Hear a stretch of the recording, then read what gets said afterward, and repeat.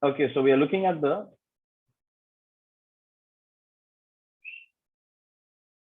book of Daniel. Okay. Now, when you look at the book of Daniel, all of you have probably received this poster, and it basically talks about a man with unshakable faith. Okay. Now, I'm hoping that as we look at the book of Daniel, as we look at some of the teachings that God gives us from the book of Daniel, I'm hoping you would understand that this unshakable faith comes through one of the most difficult situations. Okay. A lot of times we would love to have faith like Daniel. And if you want faith like Daniel, if you're praying for a faith like Daniel, please remember that you also need to be prepared to go through the difficulties that Daniel faced. Okay. So when you look at the book of Daniel, you would recognize that this unshakable faith comes out from one of the most difficult situations in Daniel's life. Now, all of you know that the YouVersion Bible app, I was able to contribute a devotional, a 6-day devotional from the book of Daniel. And basically, I've been looking at the first 6 chapters of the book of Daniel, and that is what was my contribution in terms of devotional to the YouVersion Bible app. In case you use the Bible app, you can search for Made of Metal, Kolkata Christian Fellowship, or Made of Metal, and they will show the devotional on the first 6 chapters of Daniel that I had contributed to them. Okay. So if you want to do that devotional along with this study, you can do that as well. The only thing is the devotional is only for 6 days. The study will probably go on for 6 weeks. So you can try and see, maybe you can do one devotional every week as we prepare to do the book of Daniel, because these are chapter wise devotionals. So in case if you have not done it, I recommend that you can follow the YouVersion, the devotional that I had done on the book of Daniel for the YouVersion Bible app, and maybe do one chapter every week. So by the time we are doing Daniel, you can also kind of do the devotional. Okay. So I am not publicizing the devotional I wrote. I am just recommending it to you because we are doing the book of Daniel at this point of time. And if you need more information on the devotional, let me know. I would be more than happy to give you the link to the devotional directly as well. Okay. So this is the book of Daniel. Now, when you look at the book of Daniel, let me just quickly give you a little bit of introduction on the book of Daniel. Okay, a little bit of introduction. So Daniel was a teenager of royal blood when he was taken into captive by Nebuchadnezzar in 605 BC. So remember that the book of Daniel happened, the events happened 600 years before Christ came. And so Daniel was a teenager when he was taken into captive by King Nebuchadnezzar. The other thing you have to remember that Daniel is one of the only people in the Bible who has been ministered by both Gabriel and Michael. Okay. Gabriel and Michael are the 2 archangels, and the Bible talks about them, gives their name. These are the only 2 angels whose names have been given. And both of these angels ministered to Daniel. Okay. So when you look at subsequent chapters, you will recognize that he was one of the few people, both angel Gabriel and angel Michael ministered to Daniel. The other thing that we need to remember that Daniel has more to say about the coming Antichrist than any other Old Testament writer.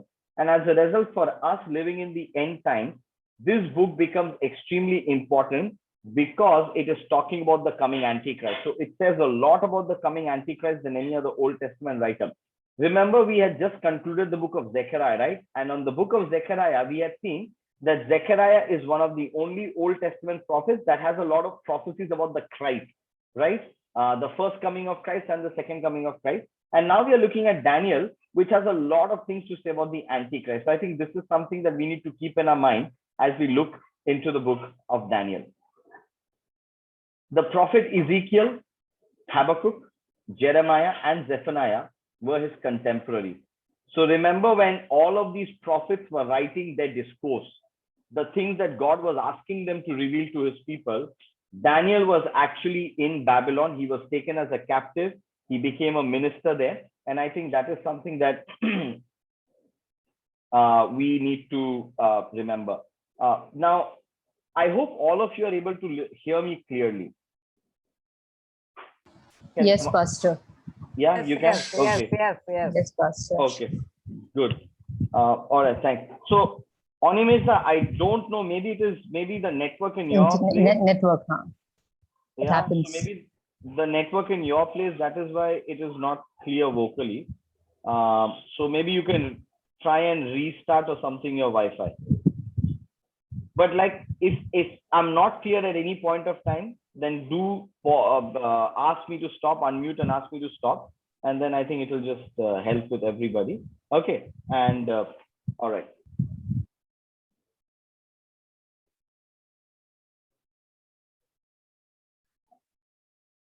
Okay. So Ezekiel, Habakkuk, Jeremiah, and Zephaniah were his contemporaries, which is what we need to keep in our mind. Okay.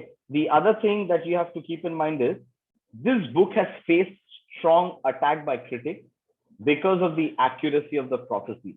Now, when we look at the prophecies in the book of Daniel, so the first 6 chapters of the book of Daniel talks about Daniel's life in Babylon, okay, under different kings.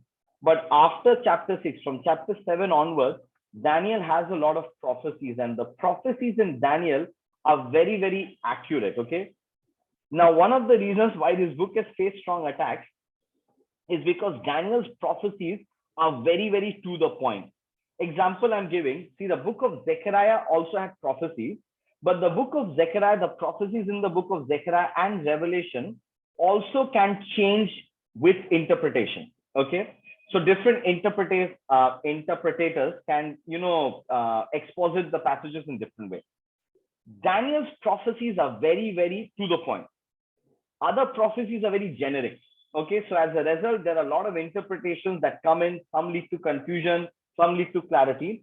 But Daniel's prophecies, when we look from chapter 7, we would recognize it is very, very to the point. And as a result, this book has faced a lot of attacks, faced a lot of criticism. Why?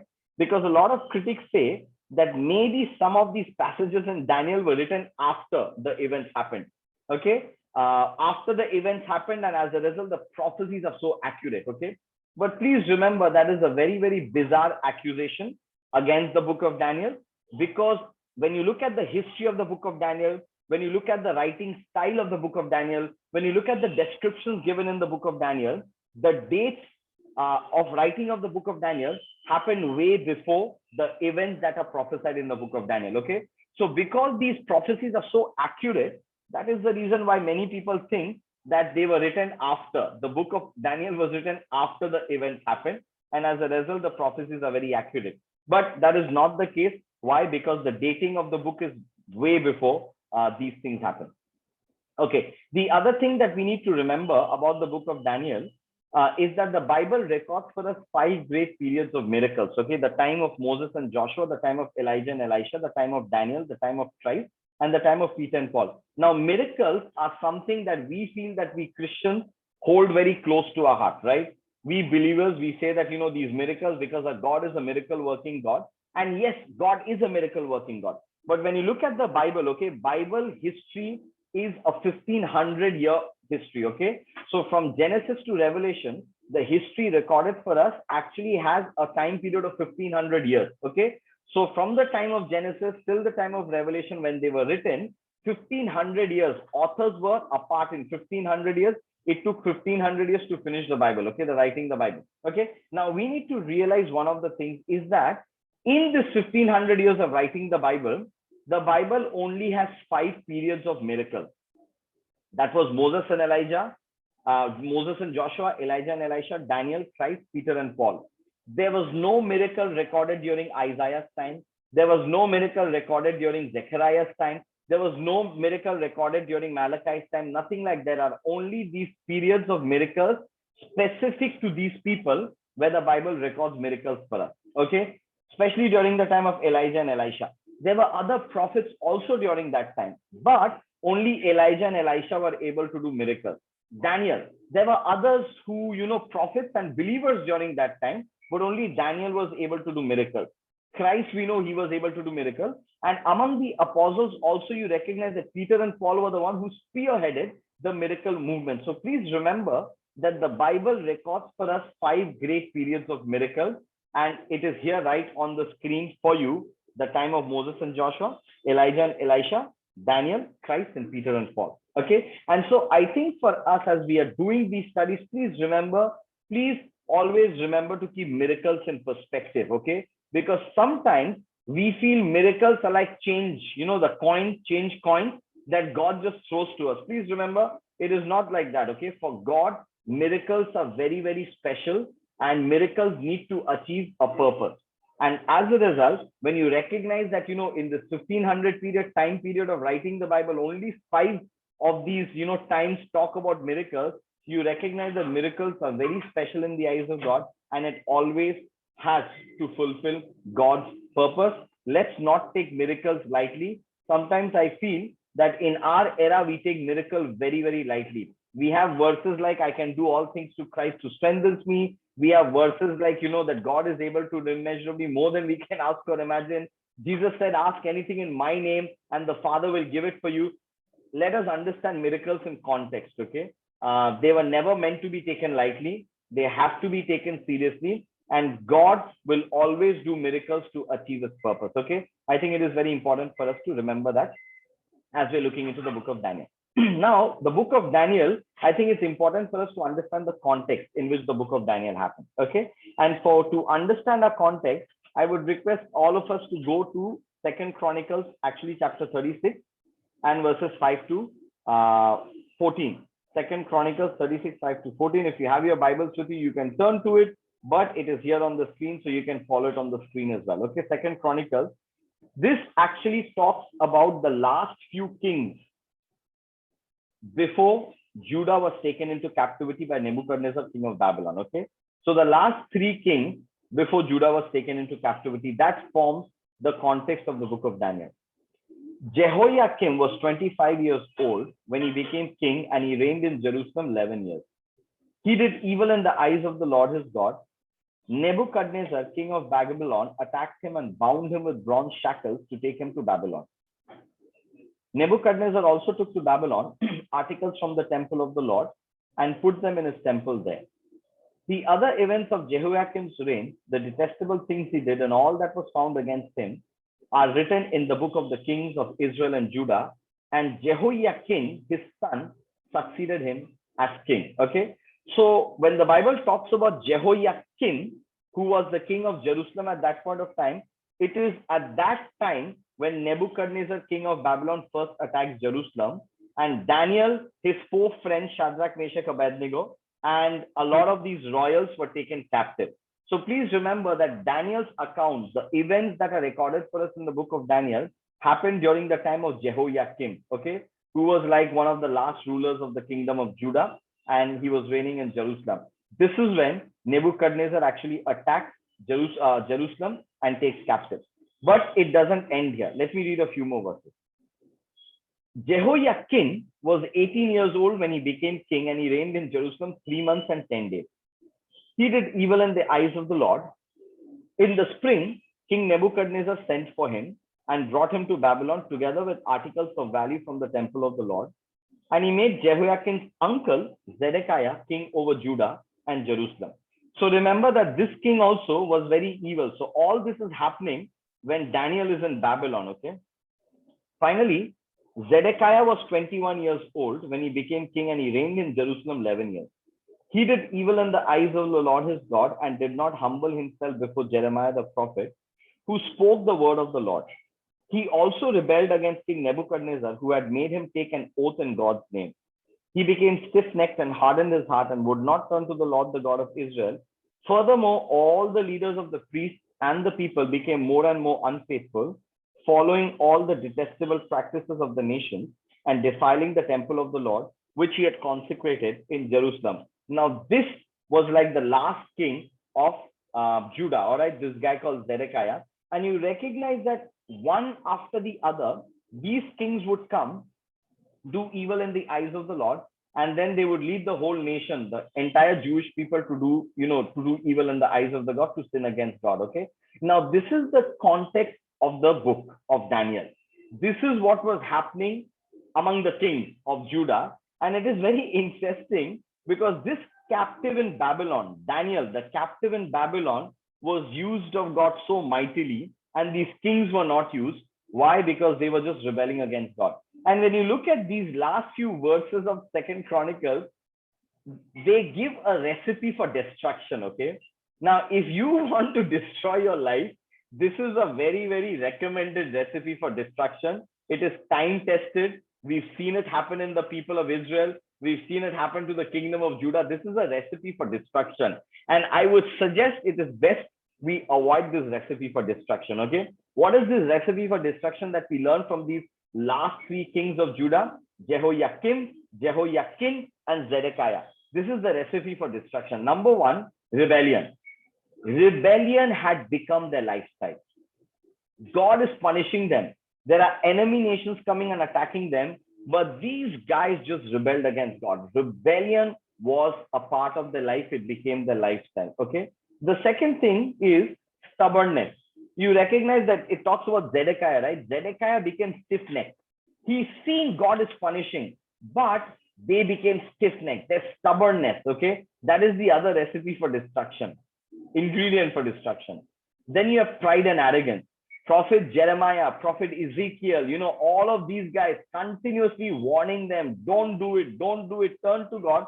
But these guys were too proud and arrogant. They had nothing to do with the messages from God. And the other one that the Bible says, they were also easily enticed, right? They were enticed because of all that they were seeing around them.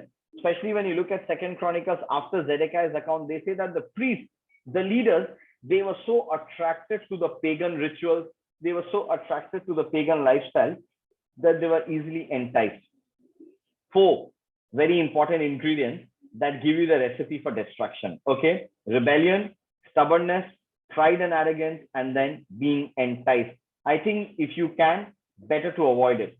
Do we, displease God? Do we sin? Yes, we sin. But I think we need to remember these 4 things that really test the patience of God. We continue to rebel. No matter what God tells us, we continue to rebel.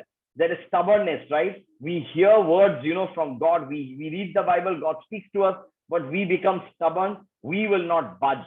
We will not change our ways. There is pride and arrogance. We don't want to listen to people. We don't want to listen to God. And then we get easily enticed, right? We get attracted to all the things that are happening around us, which are in total rebellion against God. Okay. So when we read Second Chronicles, the last few verses of Second Chronicles that talk about the last 3 kings, recognize this is the recipe for destruction. Okay. In fact, at least Judah had some good kings.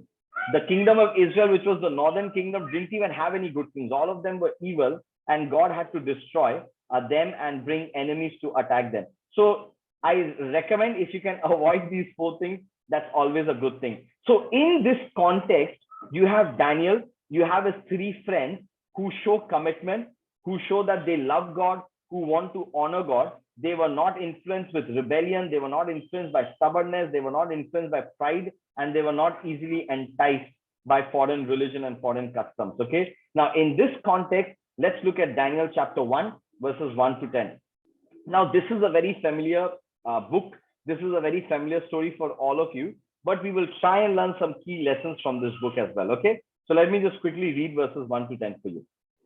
In the 3rd year of the reign of Jehoiakim, king of Judah, Nebuchadnezzar, king of Babylon, came to Jerusalem and besieged it.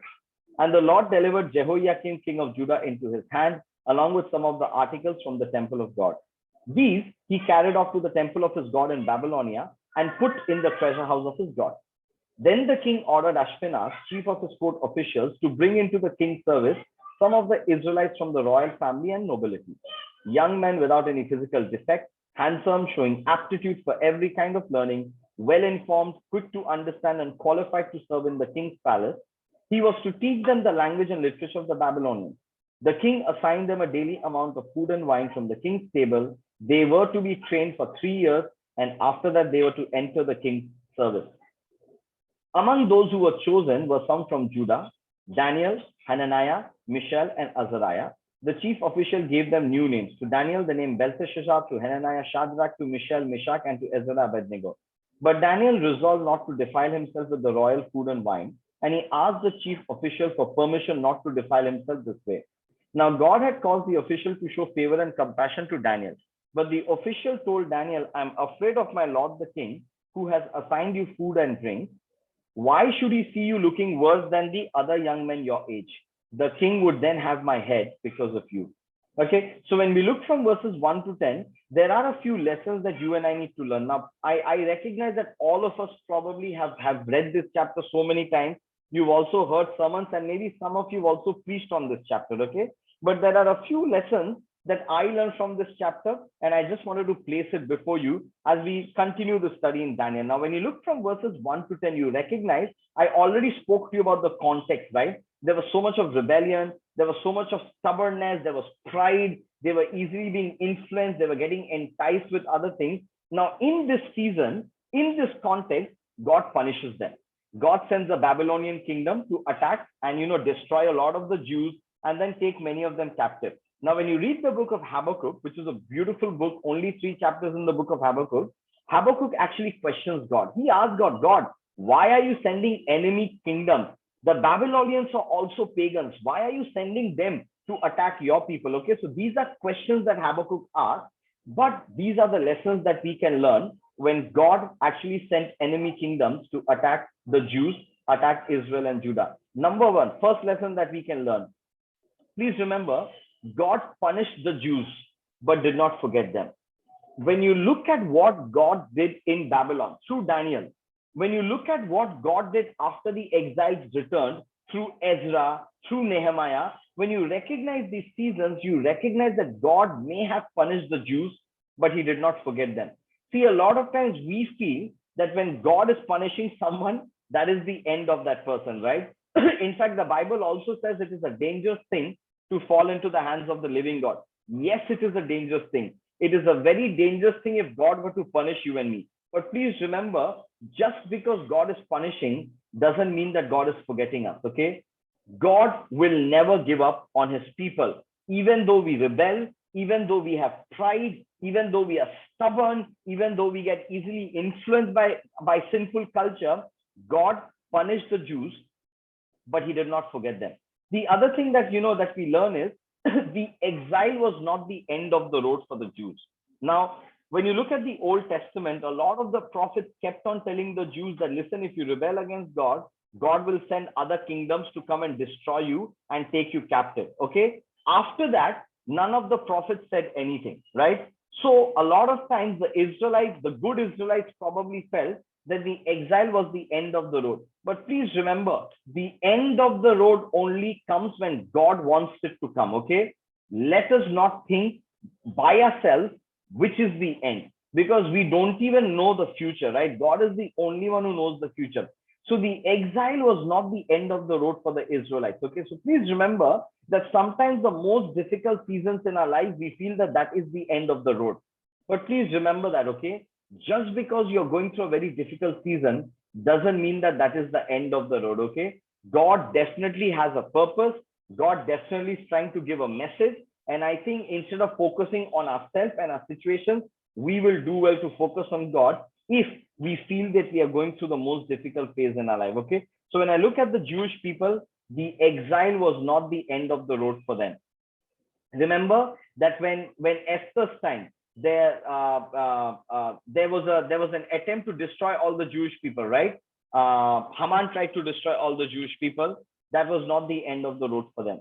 When Hitler tried to destroy all the Jewish people, that was not the end of the road for them. So always remember that for children of God, the end of the road will only happen when God decides, not when world leaders decide, not when we decide, not when others decide. So always keep that in mind, that even the most difficult situations in your life, that doesn't mean that's the end of the road. God will definitely show up and God will actually help us rebound, okay? If we are humble, if we repent and we go to him, okay? And the other thing we have to remember, that just because God is punishing does not mean that God has given up. God did not give up on the Jewish people.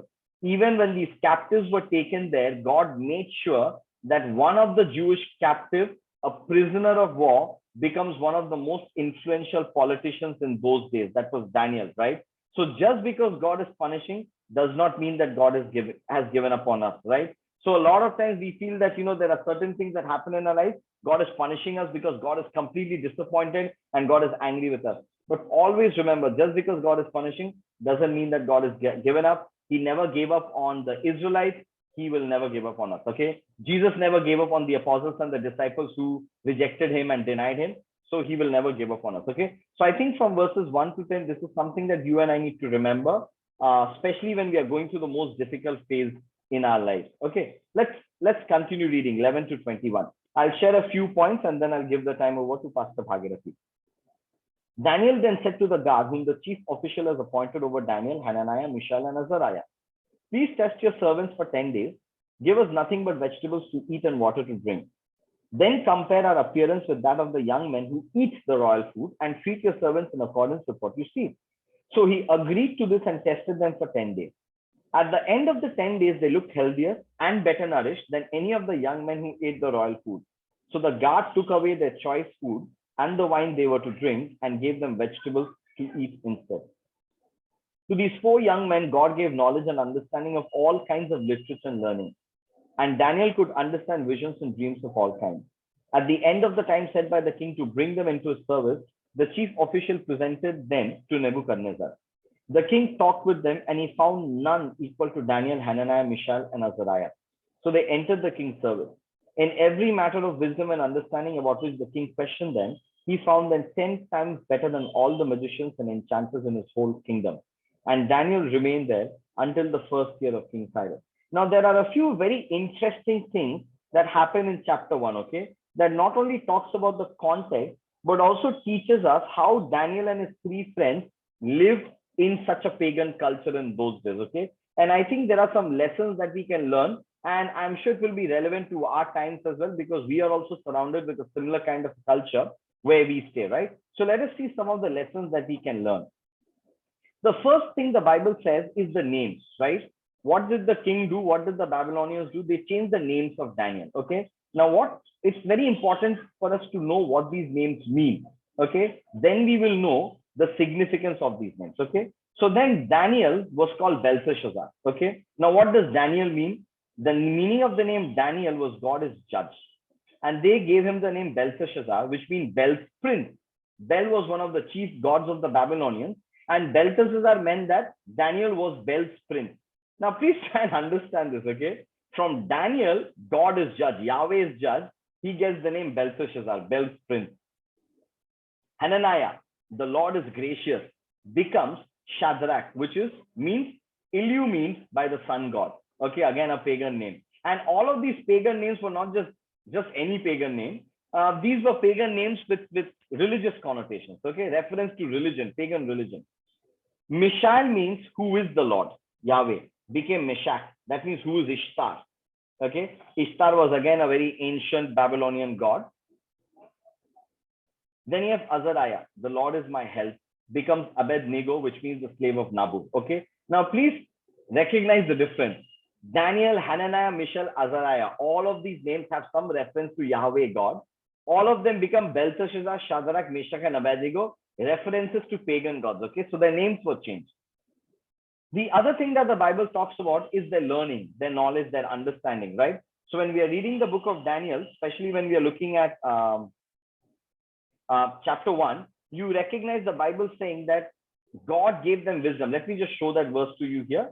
Verse 17. To these 4 young men, God gave knowledge and understanding of all kinds of literature and learning, and Daniel could understand visions and dreams of all kinds. Again, a very interesting verse, okay? Now, this all kinds of literature and learning actually meant that Daniel and his 3 friends had to learn Babylonian religious texts. All of this they had to learn, okay? And what does the Bible say? The Bible is saying that God gave them knowledge and understanding of all kinds of literature and learning, and Daniel could understand visions and dreams of all kinds. And I think this is what you and I need to always remember, right? A lot of times the church behaves in such a way that we have nothing to do with any other books. Okay, that is how the church behaves. In fact, I was talking to one person. I just asked that person, do you read the newspaper? And this person told me that I don't depend on news that is given by news agencies.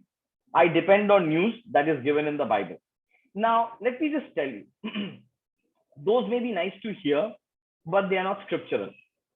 Okay, so please remember that. Let us keep a balance. Okay, when you look here, the Bible says God gave them knowledge and understanding of all kinds of literature and learning. Okay, which included Babylonian scriptures, included Babylonian texts. So God gave knowledge and wisdom. Why did God give knowledge and wisdom? God did not give knowledge and wisdom so that Daniel and his friends would get influenced. That's not why God gave knowledge and wisdom. God gave them knowledge and wisdom to set them apart from the others. Why? Because Daniel and his friends decided to be separated from, because of God. Okay, they wanted to be set apart. They were separated unto God. That is the reason why God gave knowledge and understanding of all kinds of literature and learning. So I want to encourage you, okay, that let us keep this view that the Bible is teaching us in mind, especially when we read the book of Daniel. Okay, so God gave them wisdom and knowledge from all kinds of literature and learning. The other thing that we recognize that it is very important to note, especially from these verses, is that when we read verse 8 of Daniel chapter 1, okay, I know some of you have memorized verse 8 of Daniel chapter 1. Let me just read that for you. Okay, what does verse 8 of Daniel chapter 1 say? But Daniel resolved not to defile himself with the royal food and wine, and he asked the chief official for permission not to defile himself in this way. Okay, now when we read this verse, we make it a point to stress that Daniel did not defile himself with the Babylonian culture and whatever. Okay, but please let us remember, I showed you the name, right? Daniel was called Belteshazzar. His other friends were called different things, right?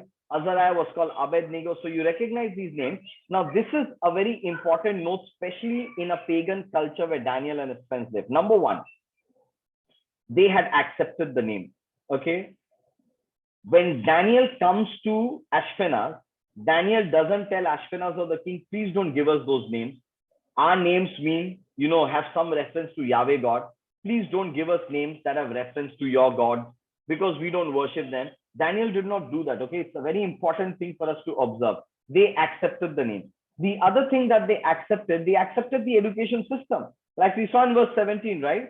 God gave them knowledge and wisdom of all kinds of literature. So please remember that they were learning pagan scriptures. They were learning pagan Babylonian texts, but they accepted that.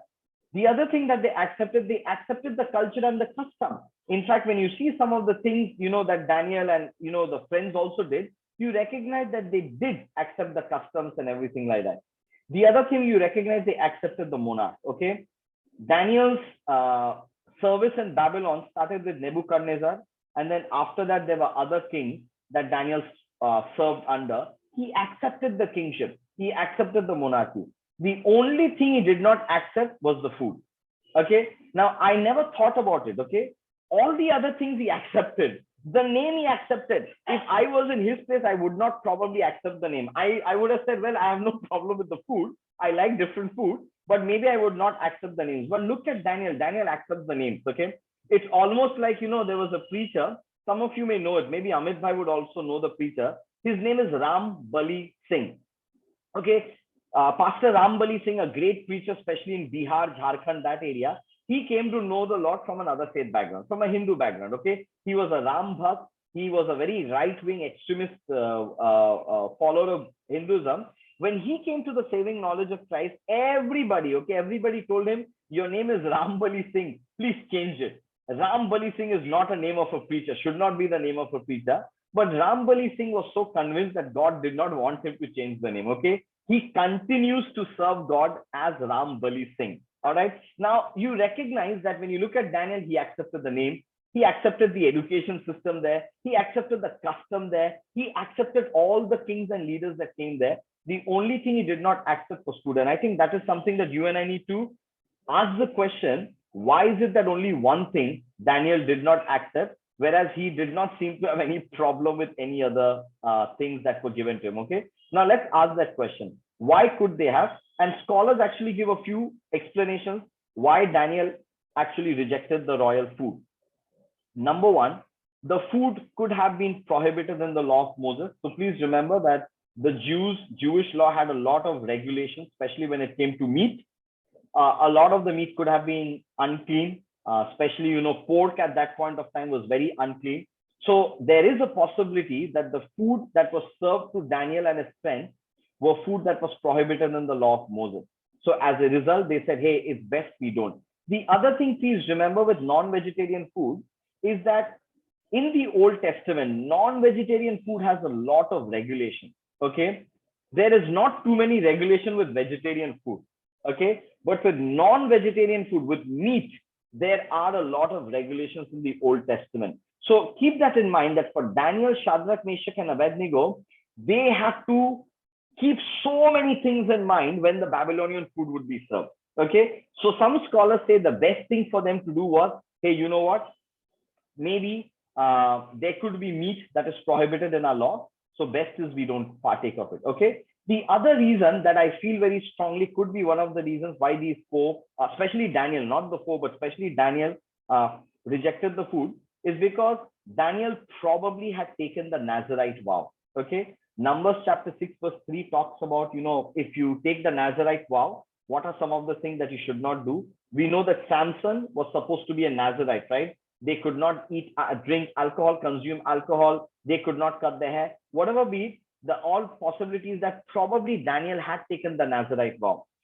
Drinking wine, consuming wine was not forbidden in the Old Testament. Okay. Jewish culture, they did consume wine. But when Daniel comes to Babylon, Daniel says, please, I don't want to defile myself with the king's food and the king's wine. Why did he have problem with wine when the Jewish culture had no problem with wine?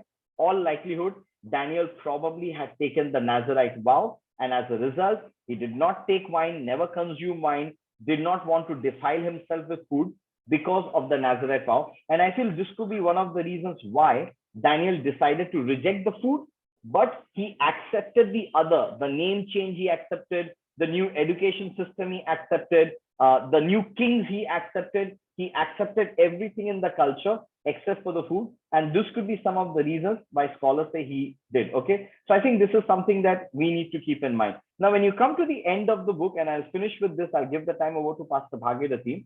We recognize the twofold blessing of Daniel. Now, I think this is a very great thing. If we are able to get the twofold blessing because of some of the things, that we do, we honor God. If you are able to get the twofold blessing, I think it is great. Okay. Number one, the twofold blessing. The first was he got blessing from the hand of God. What does the Bible say? Verses 17 to 20. Daniel, Shadrach, Meshach, Abednego. Okay. Hananiah, Mishael, and Azariah were healthier and wiser. They were 10 times wiser. Okay. Remember these Jewish kids, Jewish young people knew more about Babylonian religion than the Babylonian priests, right? Because God had made them wiser. So they got blessing from the hand of God. The other thing that they got the blessing was at the hand of the king, right? Verse 21 says that Daniel remained there until the first year of King Cyrus. That is a political career of 70 years under various kings. In our, Indian politics, we recognize that now most of the political parties are retiring the older politicians, right? Above 70 or something like that, they will never sit in power, okay? But you recognize that Daniel's political career, okay, 70 years, not his age, his political career. He was above 70, he was above 80, he was probably somewhere between 85 and 90 years, when, he was still in his political career at the peak of his political career. And you recognize this twofold blessing that Daniel got because here was this man who had this, developed this unshakable faith, okay? His was a life of commitment. He recognized that just because God is punishing does not mean that God has forgotten us. And as a result, he wanted to honor God. He recognized that the exile is not the end of the road. I'm sure Yahweh God has something beautiful in store. And as a result, keeping all these principles in mind, Daniel enjoyed this twofold blessing at the hand of God and at the hand of the king. Now, there are a lot of times that when we want to honor God, the people are not happy with us, right? The people get against us, which is true. That also happens. But there are times when we also enjoy the favor of men. So if you have to choose between who do you want, better choose the hand of God, blessing from the hand of God. But also remember that there are times that when God blesses, he also blesses us through people and he makes us favorable. Like Daniel, people were favorable. Like Jesus, he grew in favor, both in front of God and in front of men. And I think with Jesus as our example, we should always strive to do that, the twofold blessing, okay? So with this, we start off our Daniel study, Daniel chapter 1. We are hoping that this will be a blessing for all of us and that we'll continue to learn something new, okay? So with this, I'll stop and I'll give over the time to Pastor Bhagirathi.